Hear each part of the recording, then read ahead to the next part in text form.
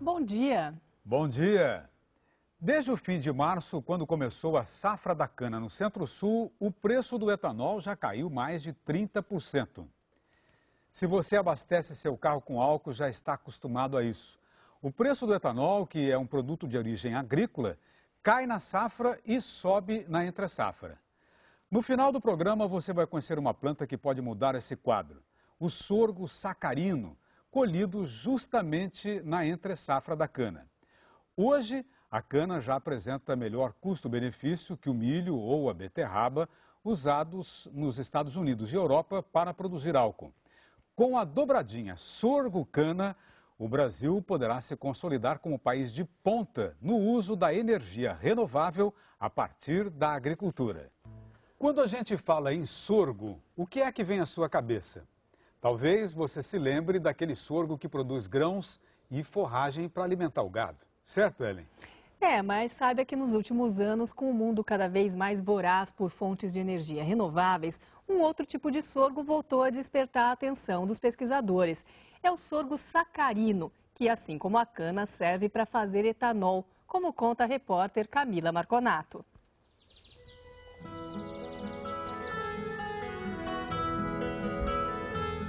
O tema não é assim novo. No Brasil de hoje, o sorgo importante mesmo é o sacarino. Este sorgo tem O tal sorgo sacarino já foi assunto das primeiras reportagens do Globo Rural no comecinho da década de 80. O sorgo é colhido na entre-safra da cana, o que permite maior rentabilidade no funcionamento da usina. Na época, assim como a cana-de-açúcar, o sorgo sacarino fazia parte do Proálcool, o Programa Nacional do Álcool, lançado pelo governo em 1975 para tentar substituir parte dos combustíveis derivados do petróleo. Mas não demorou muito e a cultura praticamente desapareceu. Os recursos para pesquisa minguaram e os resultados da época ficaram guardados nas prateleiras dos institutos. Agora, quase 30 anos depois, o sorgo sacarino está de volta. A principal diferença entre o sacarino e os outros tipos de sorgo está aqui dentro do colmo, que é esta parte da planta. É que os colmos do sorgo sacarino, assim como os da cana, são cheios de caldo e açúcar. Esses colmos aqui, passado nas moendas, nós podemos extrair caldos semelhantes ao da cana-de-açúcar para a produção de etanol. Rafael Parrella é agrônomo e pesquisador da Embrapa Milho e Sorgo. Trabalha hoje especificamente com melhoramento genético de sorgo sacarino. A maior parte de seus ensaios fica num campo experimental da instituição no município de Nova Porteirinha, colado ali com Janaúba, norte de Minas Gerais.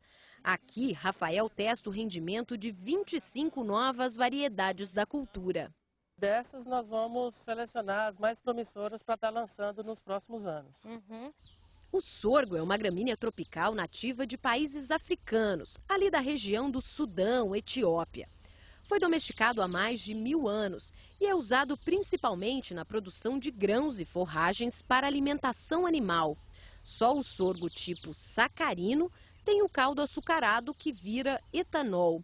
Da espécie Sorghum bicolor, o sacarino também produz grãos e massa verde e pode chegar a 3 metros de altura. O momento agora, segundo o Dr. Rafael, é favorável para a pesquisa. No mundo, a demanda por fontes de energia renováveis mais limpas cresce a cada dia. Mas vale ressaltar que a ideia aqui não é substituir as matérias-primas já consagradas. Por que produzir etanol de sorgo num país onde a cana vai tão bem e dá tão certo? A cana realmente ela vai muito bem, é bastante produtiva e ela vai continuar expandindo. Contudo, existe uma entre-safra na cana-de-açúcar onde não se tem matéria-prima para processar. É aí que o sorgo sacarino poderia se encaixar muito bem, ampliando aí o período de moagem das usinas e sem ampliar a área, porque poderia se utilizar áreas de canaviais em renovação, utilizando o sorgo sacarino. Vamos entender como isso funciona. Na região Centro-Sul, a colheita da cana vai de abril a novembro, dezembro. O sorgo plantado de setembro a novembro seria colhido justamente de janeiro a março, época de entre-safra da cana. O plantio feito por sementes e a possibilidade de mecanização da lavoura usando os mesmos equipamentos da cana também são grandes vantagens da cultura.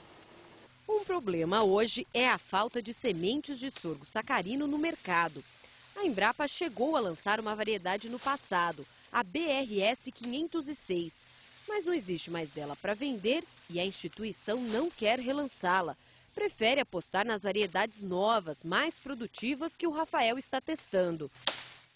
Para avaliar o rendimento das 25 novas variedades, funcionários da Embrapa colhem 8 exemplares de cada uma delas. Os grãos são separados e tudo é identificado. Na sala de moagem, a equipe pesa a biomassa, massa verde total de cada feixe de sorgo. 4,450 kg.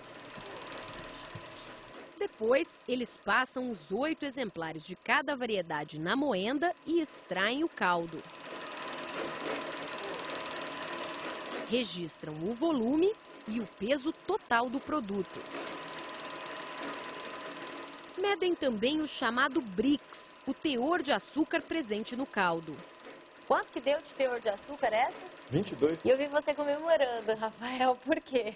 Porque esse valor é o que nós estamos procurando. São valores superiores a 20 graus Brix, que é o que, em média, a cana-de-açúcar apresenta nas usinas. Quer dizer que esse 22 para você está muito bom. Está excelente. Apresentar bons teores de açúcar é fundamental, mas outros fatores também influenciam.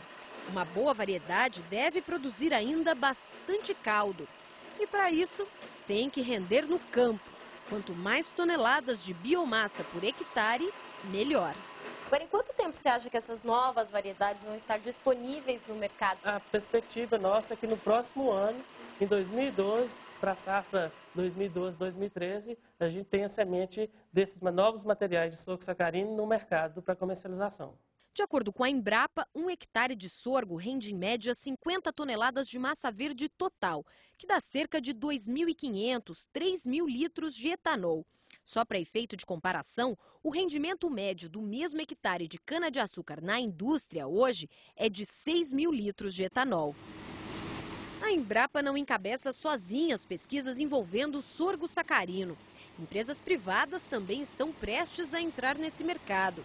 Uma multinacional produtora de sementes em parceria com grandes usinas colheu este ano mais de 1.200 hectares do produto para testar na indústria o rendimento de 7 híbridos desenvolvidos por ela. Não foi um teste que foi feito para ser depois descartado. As usinas efetivamente colheram esse sorgo, levaram para as moendas e esse sorgo produziu etanol e que está hoje na bomba abastecendo os nossos carros por aí.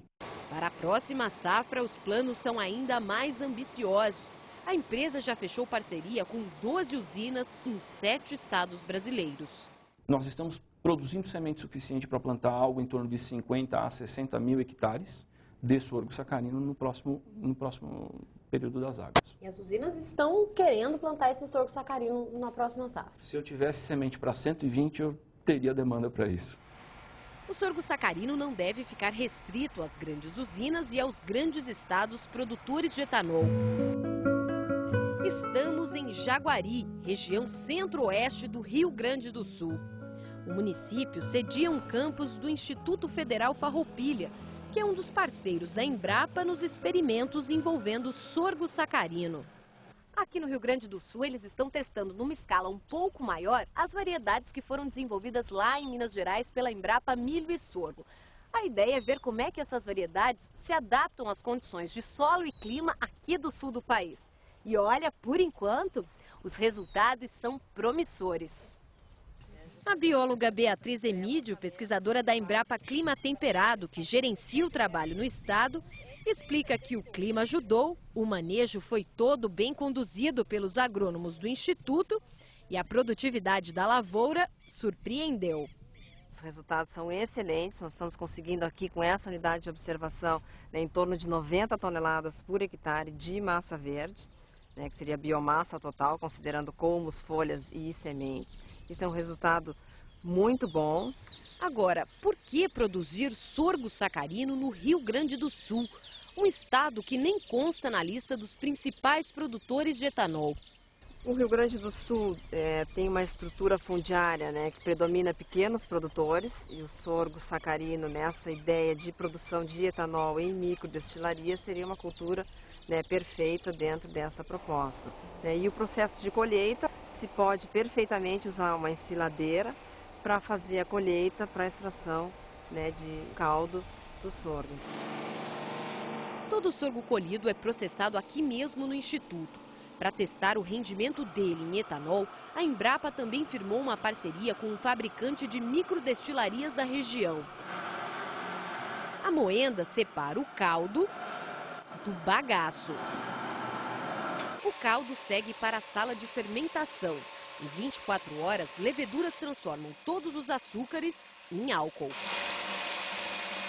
O vapor da caldeira dentro das colunas de destilação separa o álcool do vinhoto, o resíduo que sobra desse processo todo e que aqui também é usado como fertilizante. Esse aqui então, Beatriz, já é o etanol de sorgo. Igualzinho o etanol de cana, exatamente, o etanol de qualquer outra cultura. Etanol, esse já é o etanol de sorgo. Aqui nós estamos tendo um rendimento excelente, em torno de 42 litros por tonelada de massa verde. Isso vai dar em torno de 3.000 a 4.000 litros por hectare de etanol. Uma grande vantagem da cultura, sem dúvida nenhuma, é que ela, em pequena ou grande escala, pode ser processada pelos mesmos equipamentos que processam a cana. Como explica o Denis Delavi, representante da empresa parceira da Embrapa, que fabrica as microdestilarias. Com os seus próprios maquinários, sem nenhum investimento a mais, ele consegue aumentar a capacidade de produção da sua destilaria. Outra coisa boa do sorgo sacarino é que ele não se presta só a fazer etanol.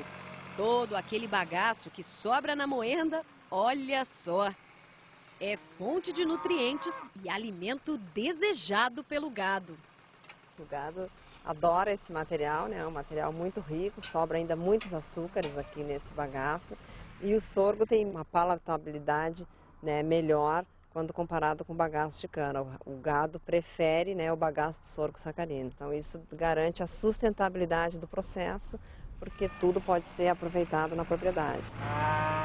Como a dificuldade para encontrar sementes do sacarino é muito grande, na região hoje praticamente só uma fazenda mantém uma produção independente desse sorgo, cerca de 40 hectares.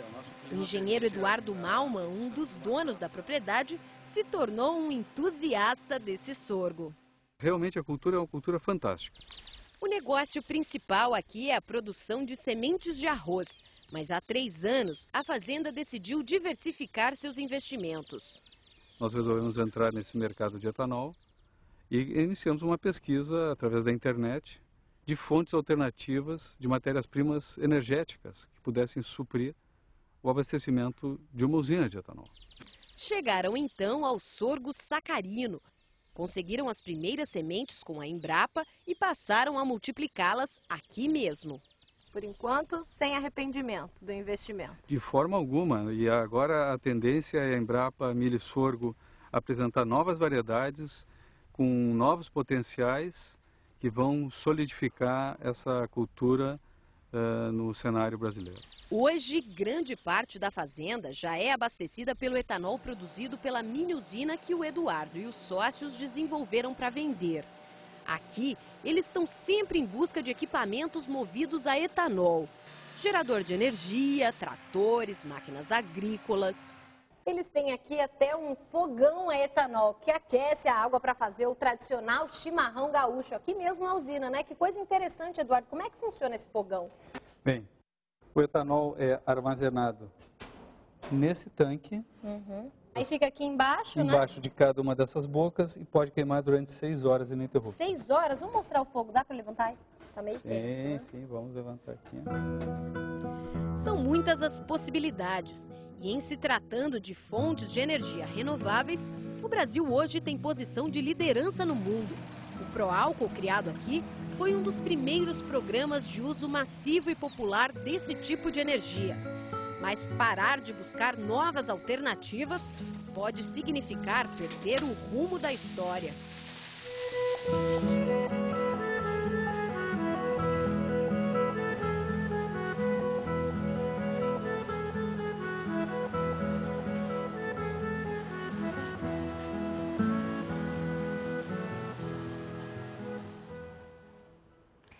O sorgo sacarino poderia ocupar pelo menos 2 dos 4 meses em que as usinas costumam ficar paradas. Isso seria bom para elas, para o produtor de cana e para o consumidor, que pode pagar menos pelo combustível na entre-safra da cana.